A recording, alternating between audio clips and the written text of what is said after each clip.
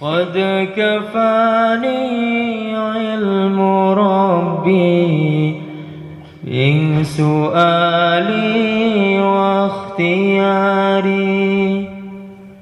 فدعائي وابتهالي شاهد لي بافتقاري.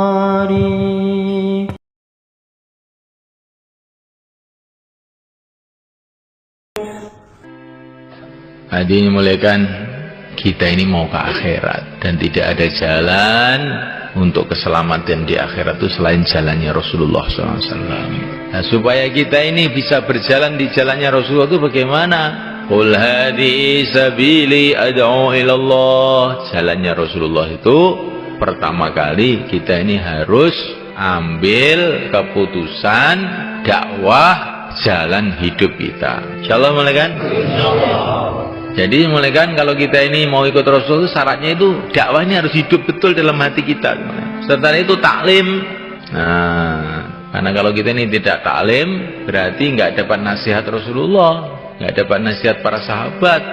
Akhirnya kita ini ucul kayak ini, wedus ucul, wedus ini ucul akhirnya hilang, ngebiong tandurane wong, gitu. Mungkin juga terus laku-laku tuabrak motor, nyapa? Mergo cencange ilang, dadunge ilang.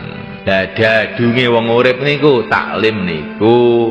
Nek gak gelem taklim, dadunge ilang. Insyaallah mulai kan? Insyaallah. Taklim penting ini. Kita ini punya pimpinan Rasulullah, nggak pernah baca ceritanya harus gimana. Kita oleh Allah dikasih contoh generasi yang diridhoi Allah, para sahabat nggak pernah baca ceritanya gimana. Akhirnya muncul. Kita ini dikasih panutan orang-orang soleh, para ulama-ulama. Karena ini buku taklim itu sudah komplit, man. Quran ada, hadis Nabi ada, cerita sahabat ada, cerita wali-wali ada. Ini sudah komplit. Harus ada ini semuanya ini. Quran itu harus kamu baca. Nah, ini kitabullah, surat Allah kepada kamu. Kirimi surat sama Allah nggak dibaca itu bagaimana? Hadis harus ada. Karena ini nasihat Rasulullah. Kisah sahabat harus ada, karena mereka ini orang yang telah mengamalkan agama sempurna. Cerita orang-orang setelahnya, cerita para wali, itu harus ada supaya kita ada semangat. Ternyata orang itu walaupun nggak ketemu Rasulullah itu ya bisa tuh jadi baik itu ternyata itu. Nah itu. Nah itu dalam buku taklim ditulis Maulana Zakaria itu sudah komplit. Kita baca tiap hari paling sedikit setengah jam. Insyaallah mulai kan? Insyaallah. Semua yang ada dalam kitab taklim itu mutiara-mutiara. Hadisnya yang sahih, hadisnya yang dhaif, semua itu adalah mutiara. Kalau hadis dhaif itu bukan berarti tidak diterima begitu sebenarnya kan? Tidak, ya.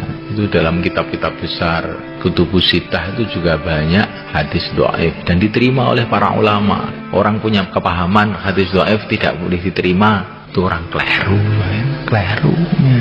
Itu ngendasi para ulama namanya. Ngendasi ngerti? Ngendasi ngerti mboten? Mana nih? Wong keminter. Ya, wong keminter orang Jawa.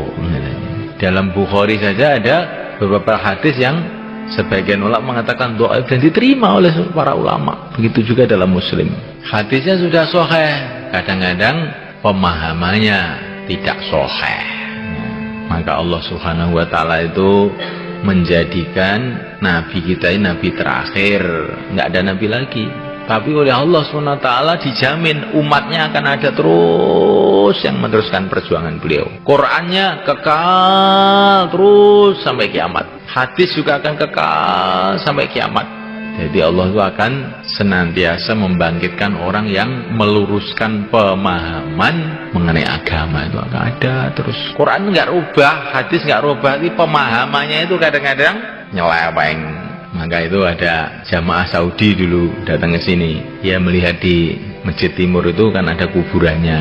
Dia bilang, masjid kok ada kuburannya? Ya kenapa? Ini nggak boleh, ada hadisnya. Ini sahih hadisnya. Hadisnya sahih, saya bilang itu. Tapi pemahamannya keliru. Keliru bagaimana? Kamu lebih paham hadis apa sahabat yang lebih paham? Ya sahabat. Lah kok kuburannya Nabi Abu Bakar Umar kok di masjid? Apa yang ngerti hadis kamu tok, sahabat nggak ngerti hadis? Diam aja. Ya kamu itu hadisnya sahih, tapi pemahamannya tidak sahih. Itu terus gimana? Ya, sunnahnya kuburan itu dekat masjid. Sunnahnya, iya, sunnahnya dekat masjid. Seperti para sahabat itu. Ini apa yang dipahami sahabat itu harus lebih kita dahulukan daripada apa yang dipahami siapa saja. Karena dia ini murid pertamanya Nabi lah, kan. Mesti lebih paham toh. Ada orang tuh kalau Ramadan tuh mesti rame. Tarawih 11 apa tarawih 20 itu mesti gue keran. Hadisnya sahih ini 11. Ini kalau Sayyidina Umar 20. Jangan bilang begitu. Kamu tuh pinter kamu apa pinter Umar tuh jadi. Sayyidina Umar itu loh dengan seluruh sahabat semuanya itu tarawih 20. Sekarang apa enggak ada sahabat yang ngerti hadis, yang ngerti kamu gitu? Ayo jawab. Itu ijma itu, seluruh sahabat semua. Akhirnya diikuti oleh para imam mazhab 4 semua 20. Nah terus kamu itu 11 katanya hadis, itu berarti sama aja kamu bilang orang-orang dulu nggak ada yang ngerti hadis, yang ngerti kamu sendiri. Itu namanya hadis yang sahih, otaknya nggak sahih ya itu. Ini bukan khilafiyat sebetulnya itu, tapi karena orang sekarang itu nggak mau ngaji jadinya khilafiyat. Bukan khilafiyat ini, sebetulnya sudah ijma kuat.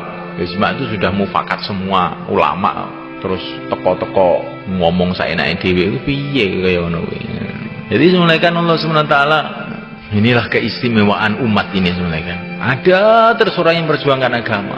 Saya kira dulu itu sebelum ada usaha-usaha dakwah itu sebenarnya kan, yang bisa mengislamkan orang itu saya kira Wali Songo tok. Sahabat terus Wali Songo, yang lain-lain nggak bisa. Tapi setelah ada dakwah ini ternyata anak-anak kecil bisa mengislamkan orang.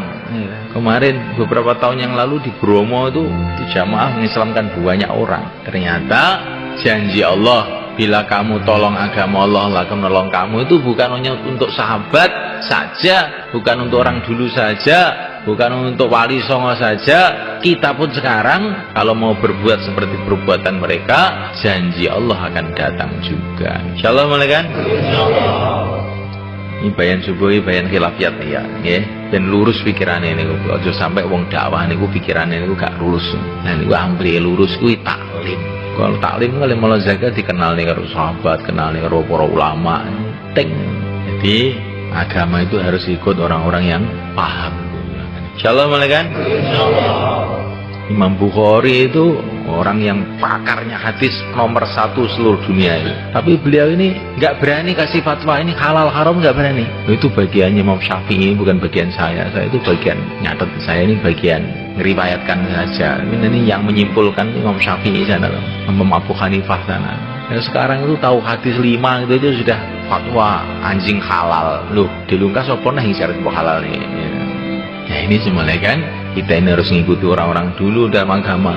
Kalau dunia kan, mobil mana itu yang paling baik, yang paling baru, ya nggak kan? Kalau agama yang paling baik, yang paling kuno.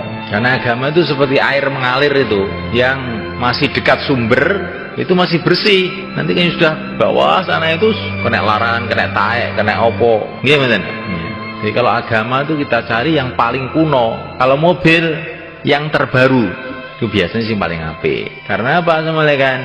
Kalau urusan dunia itu berkembang menurut penelitian manusia, ya tambah hari tambah berkembang. Kalau agama itu tidak. Yang dulu masih dekat dengan Nabi, dekat para sahabat, itulah yang masih bersih. Ini kita ikut orang dulu, dakwah ya ikut orang-orang dulu, taklim ya taklimnya orang-orang dulu, ilmu ya orang dulu, ibadah ya ibadahnya orang-orang dulu. Assalamualaikum. لهذا سر أدعو في يساري وعساري أنا عبد صار فخري ضمن